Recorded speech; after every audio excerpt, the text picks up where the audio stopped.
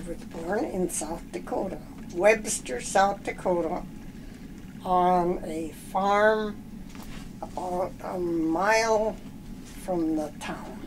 We had pigs, we had horses, we had cows, chickens, turkeys. Our farmhouse was a two-story farmhouse, but the upstairs was not finished. It was just in the stages of the studs, or, you know, the rooms weren't. I spent quite a bit of time with my grandmother, which she reminded me of a little Indian woman, even dressed like the Indians. Because my dad was raised with Indians, and he even told about eating dog soup with the Indians.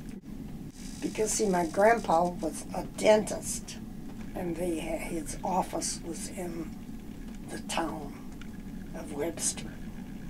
What was your grandfather's name? Do you remember? Yeah, I should remember. His initials were C.C. Brooks. If I remember right, Webster, I think they were the first ones married there, and maybe had a little bit to do with naming the town. Oh, wow. So were they both born in the United States, do you think? Oh, yeah. Your grandparents? Mm-hmm. Wow. I attended school, of course. So, one-room schoolhouse. In South Dakota? In South Dakota. And so lost it. Really? Why did they lose it? Well, couldn't make enough money on the farm. My grandfather, he tried to be a big shot, but he wasn't. I mean, he liked to buy the most expensive bull to breed these cattle.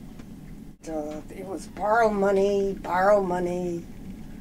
for, and then they didn't make enough to pay, and then they'd go and borrow more. During the war, my dad had lots of pigs. This was World War I, right? This Yeah. would have been. And they were real fat, ready for market. And they couldn't get what they call the cars. And by the time they got the cars, the pigs caught the cholera and lost all of them. Because storms would come, hailstorms would almost plow up the fields before the grain was ready to harvest. That's farming.